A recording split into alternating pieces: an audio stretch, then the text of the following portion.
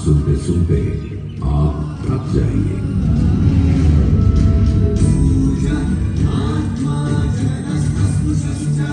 हमारी सभ्यता के सबसे पुराने और आधारभूत ग्रंथ ऋग्वेद के पहले मंडल में ही सूर्य का बखान करती है ऋचाएं, और सूर्य से मिली अग्नि से ही शुरू होती है ऋग्वेद की पहली ऋचा अग्नि,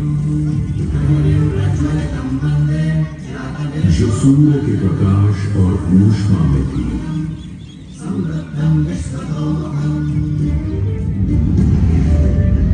अग्नि, जो दावानल और ज्वालामुखी में प्रलयंकारी विध्वंसक के रूप में विद्यमान थी। अग्नि, जो चौखट पर पहरेदार तथा चूल्हे में एक मित्र के रूप में भी मौजूद थी।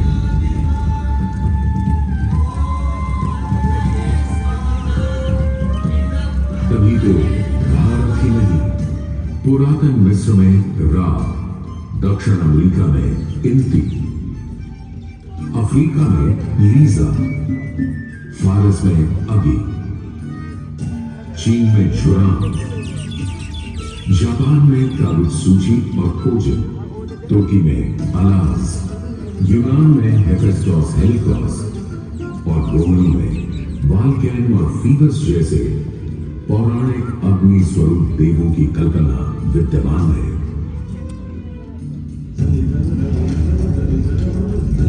भारत में मान्यता है सूर्य ऋषि कश्यप और अदिति का पुत्र है। कहते हैं जब सूर्य की शादी विश्वकर्मा की पुत्री संजना से हुई तो संजना उसकी चमक से इतनी परेशान हो गई कि पिता विश्वकर्मा को छाया का निर्माण करना पड़ा, और तभी से चल रहा है सूरज की रोशनी के साथ धूप छांव का खेल। उन्होंने सूर्य के कुछ टुकड़े काटकर उसी से काट दिए जो भगवान विष्णु का चक्र, शिव का त्रिशूल, कुबेर की गदा और कार्तिकेय का भाला। किंतु इतना होने के बाद भी सूर्य बिना रुके अपने 7 श्वेत अश्वों के पथ पर आरूढ़ आकाश की परिक्रमा करता ही रहता है, करता ही रहता है। असल में हमारे मानव बनते और 2 पैरों पर खड़े होते ही हम समझ गए थे सूर्य का प्रचंड प्रताप और प्रकाश, उसकी जीवनदायिनी शक्ति। हर पल बदलते संसार में, हर रात घटते बढ़ते चांद वाले आकाश में केवल एक सूर्य ही है जो हर रोज सही समय पर उदय होकर हमारी दुनिया को जगमग, जागृत और जीवित कर देता है, और हमें एक अवश्यंभावी स्थायित्व का आभास देता है।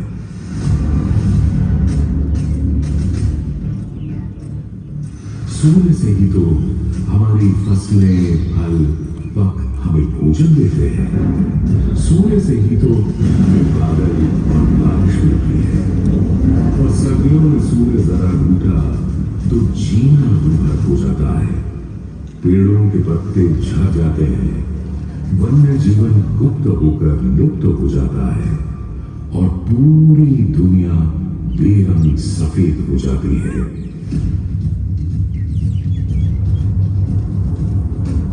सूर्य ही तो सारे संसार को ऊष्मा, ऊर्जा और ओज से ओतप्रोत करता है। इसीलिए तो ऋग्वेद में कहा है, कांतिमय ईश जनों का मुख प्रकट हुआ है सूर्योदय के साथ। हे ईश्वर, इस आदित्य के उदय के साथ हमें अंधकार, दुर्भाग्य और पाप दोषों से भी बंधन मुक्त कर देना आज।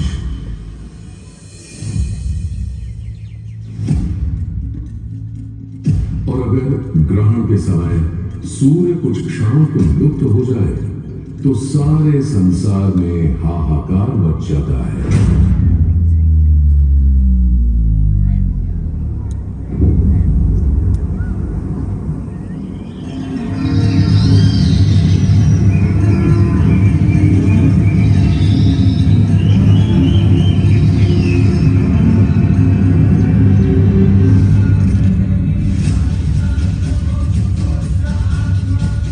यह सूर्य के अनंत गुणों का प्रभाव ही तो है कि सारे संसार में आदिकाल से सूर्य की अर्चना, आराधना और सूर्य मंदिरों का निर्माण होता रहा है।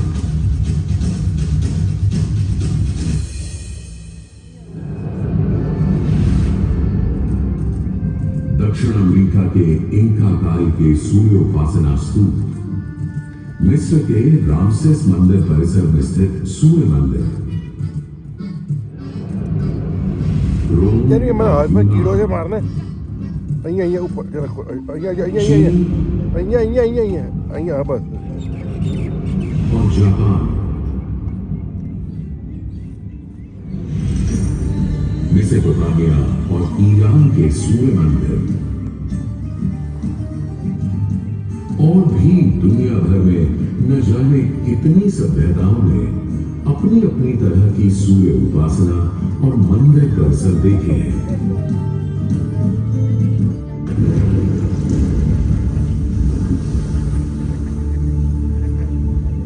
उत्तर में कश्मीर में बना मार्तंड मंदिर, जहां भारत भर के मंदिर परिसरों में सबसे विशाल है,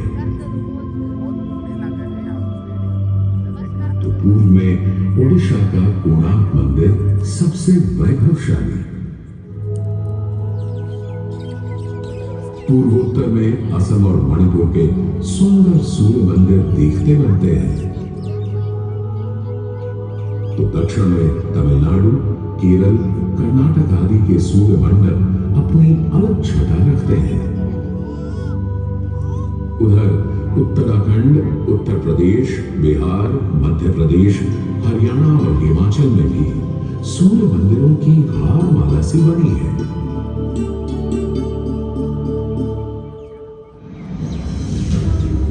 किंतु यदि मैं कहूं कि देश के पश्चिम में अपने गर्वी गुजरात में, अपने इस मोढेरा में सदियों से स्थित आपके सामने खड़ा यह सूर्य मंदिर संसार का सबसे विलक्षण, विचित्र, वैविध्यपूर्ण, सुंदर, सुरूप, सुघड़ और सुघड़ मंदिर है, यह अतिशयोक्ति नहीं होगी।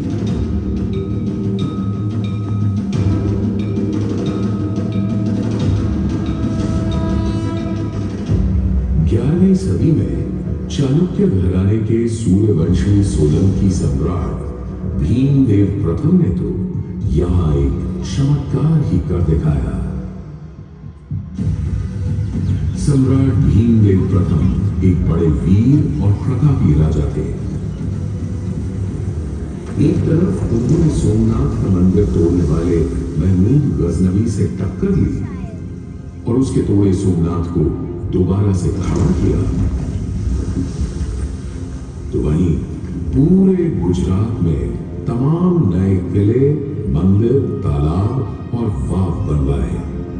उनके अद्भुत शिल्प प्रेम के आज तक साक्षी है सिद्धपुर का रुद्र महालय, पाटन का सहस्त्रलिंग तालाब, आबू और देलवाड़ा के मंदिर।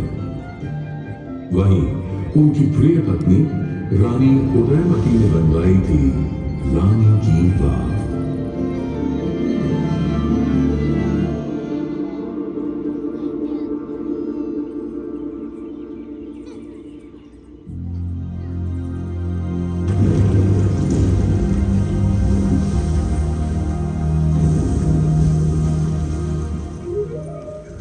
किंतु इन सारे स्थापत्य और शिल्प के नमूनों से कहीं ऊपर था राजा भीमदेव का पुष्पावती नदी के किनारे सन 1026-27 में करवाया इस सूर्य मंदिर का निर्माण। मेहसाणा से 20 किलोमीटर दूर बने इस मंदिर में आज नदी भले थोड़ी दूर चली गई हो, पर मंदिर के ठीक सामने बना सूर्य कुंड इस सुंदर परिदृश्य में पानी की कमी खलने नहीं देता। सूर्य के प्रकाश पुंज और जल का यह खेल पूरे परिसर को तरंगित और झंकृत करता रहता है।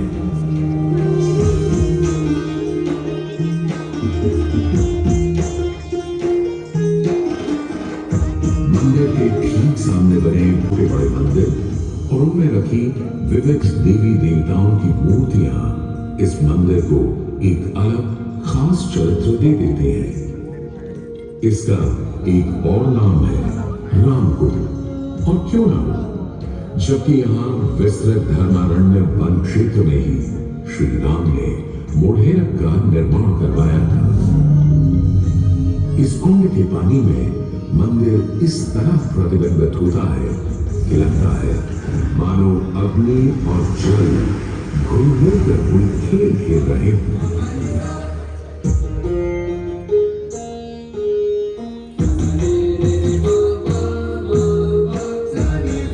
तालाब की तरफ से सीढ़ियां चढ़ते ही एक सुंदर तोरण आपका स्वागत करता है।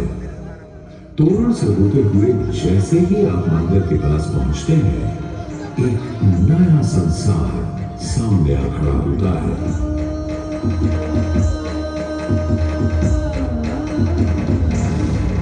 मंदिर के सभा मंडप के सोपान पर बने 12 खंभे साल के 12 मास दिखाते हैं, तो 12 आदित्य और 12 गौरी भी यहाँ पत्थर पर उकेरी गई हैं। सूर्य देव को समर्पित इस मंदिर में शिव, विष्णु और ब्रह्मा भी विद्यमान है और इस मंडप के हर कोने में खड़े हैं 10 लोकपाल, यानी इंद्र, वायु, अग्नि और कुबेर जैसे देव।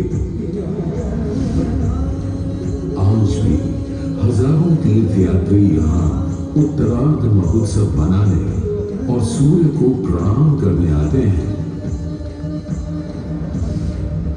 इस हेरिटेज साइट पर हजारों देशी विदेशी सैलानी भारत के इस विलक्षण सूर्य मंदिर को देखने, समझने, इसकी वैज्ञानिक पहेलियों को बूझने चले आते हैं।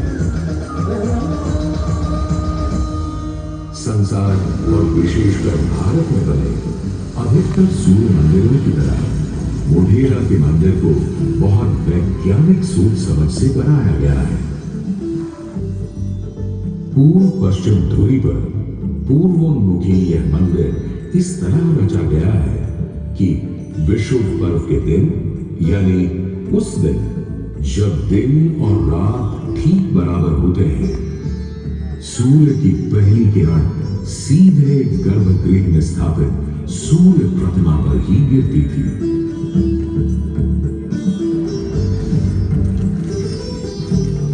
आज हमने सूर्य की कृपा को एक अलग तरह से भी बटोरना, सहेजना और संभालना शुरू कर दिया है। सोलर पावर या सौर ऊर्जा के रूप में। आज जब हमें अपनी धरती और पर्यावरण को खनन और प्रदूषण से बचाना है, तो ऐसे में भी सूर्य देवता ही तो हमारे सबसे बड़े मित्र बनकर सामने प्रकट हुए हैं। यहां बैठकर जो शो आप देख रहे हैं, वो भी दिन में इकट्ठी की गई सौर ऊर्जा से ही चल रहा है। और क्यों ना हो, जब हमारा भारत प्रधानमंत्री आदरणीय नरेंद्र मोदी जी के प्रोत्साहन और नीतियों से दुनिया का चौथा सबसे बड़ा सौर ऊर्जा बनाने वाला राष्ट्र बन गया है।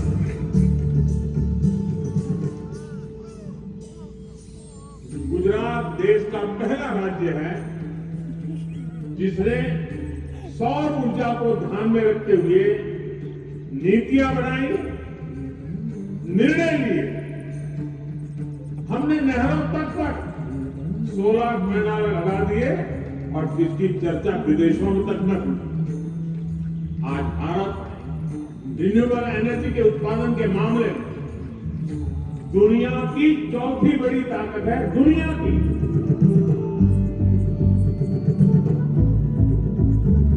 आज भले ही इस मंदिर से सूर्य की मूर्ति हट गई हो, पर सूर्य ने अपनी कृपा दृष्टि कभी हमारे संसार से नहीं हटाई।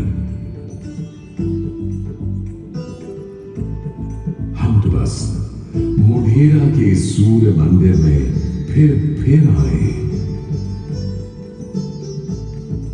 और कवि प्रदीप की लिखी पंक्तियों से आकाश में विद्यमान सूर्य से गुहार लगाए कि जगत भर की जिंदगी के लिए, करोड़ों की रोशनी के लिए सूरज रे जलते रहना, सूरज रे